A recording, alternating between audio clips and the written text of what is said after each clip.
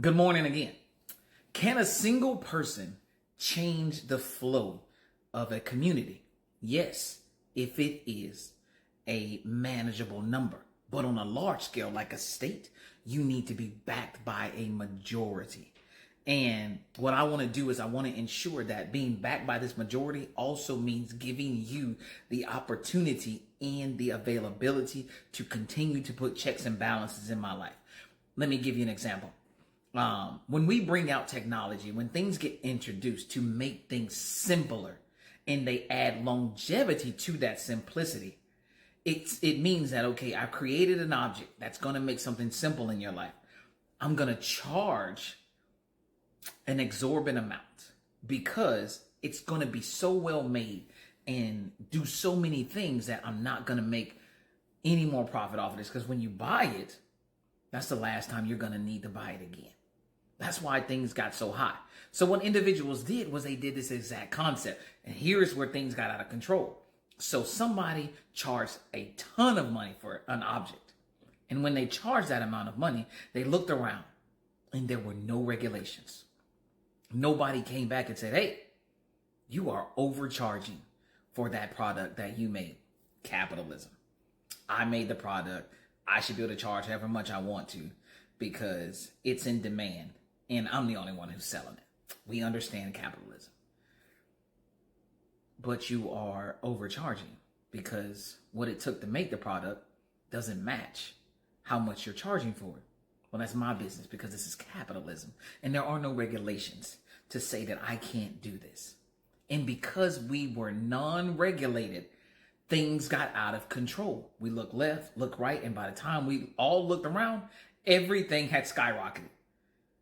And you have seen conversation after conversation after conversation about your in-home finances not matching the amount that you're having to pay for products that are being made at a lesser price. Like, you can find this pretty much anywhere for a lot of products. How much did it cost you to make that? We're going to be, just go look at products you have and find out how much it costs to make it, and then find out how much is being upcharged. And it's all okay because the individual made the company. This is what we are taught to believe. Well, yeah, they made the company. They lay the prices in there. Yes, it's something that was beneficial to you. They found an area that you need. And if you want that product to make life easier for you, to bring convenience to yourself, you're just going to pay that price. It doesn't matter what the journey was or how much it cost them to do that. It doesn't matter. It doesn't matter that, they came from these very wealthy families and had all of these resources to be able to capitalize on these areas while other people were not allowed to, because there were regulations put in place to stop people who did not have silver spoons or a lot of money from doing certain things that were along the same lines, so that individuals who have all of this money can beat you to it. It's not that it's not available to you. It's just that you don't have the resources to back how you're going to get there as opposed to someone else. This is why people safeguarded their ideas. So as governor, we have to make sure that we regulate capitalism. We have to make sure that, unfortunately, I go against a thought process. How dare I? How dare I go against a thought process? That's what it means to be a leader. It means, hey, I don't agree with you. And I'm okay saying I do not agree. And this, I'm saying, is more beneficial for the people. So, you know what? If you're going to overcharge for your product, then I'm going to ask the people not to, that we not allow this to happen. Because we can see down the line through fiscal responsibility and fiscal data that this is going to hurt people over a period of time more than help them. And I'm going to put that information out to you and let you know, hey, we've done some math in all of these areas that you are paying money for. And the prices that they're charging right now in the upcharges, because we're not adding any regulations to individuals at a speed that is going to be beneficial to you. We're not halting people enough from being able to overcharge. And it's a problem, and we have to reform that. And you have got to get behind the fact that it may affect your business, but there are benefits to the future of the economy for you not to have these overages, but you would still make your money. But it must be regulated. And conceptually, if you do something and you want to sell what it is that you do, you are well to do that.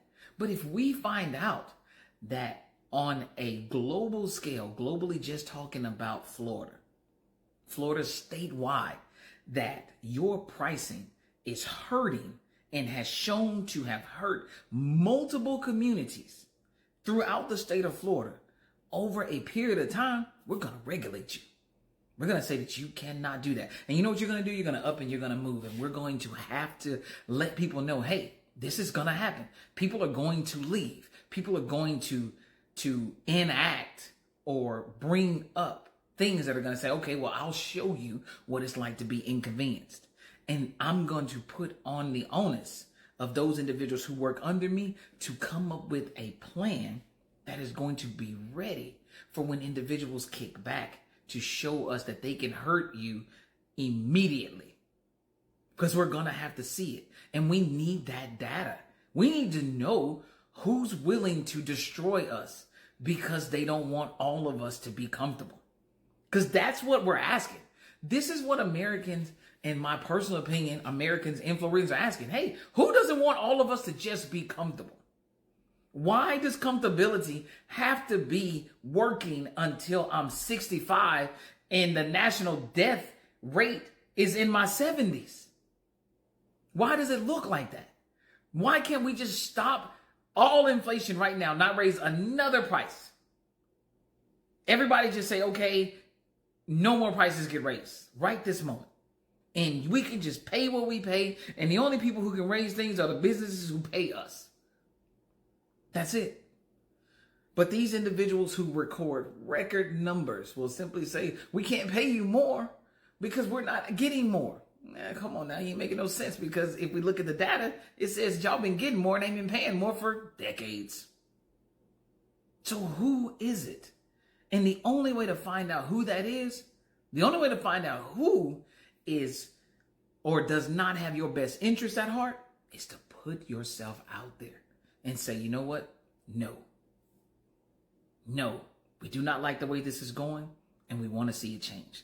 Then we will find out who doesn't like that too.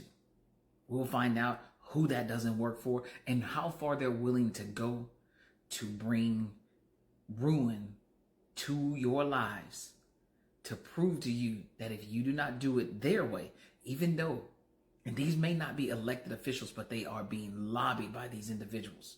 And that is what we are seeing, is that the money has become more than the people.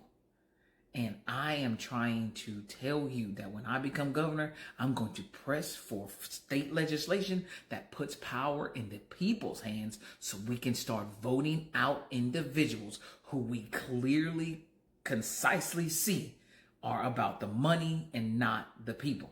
Take this into consideration. We just passed a bill that went into effect January 1st, 2024, that said, hey, all you individuals under Form 6, you need to start telling us where you're getting all your money from. And people started quitting. And we're talking about people like, hey man, why is the vice mayor quitting? What's funneling through the vice? That's the only conclusion you're coming through. What's funneling through you that you got to quit? Why are all these shell people quitting? Because they don't want to fill out this form that's going to have to maybe show something that's wrong with what they're doing. Let's call a spade a spade.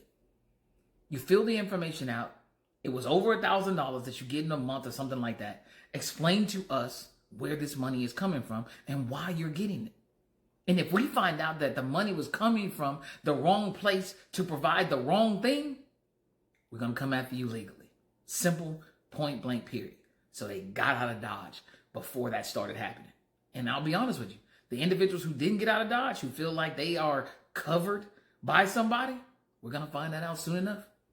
You guys have a great day. And remember, 2026, you're going to decide who you want to represent you.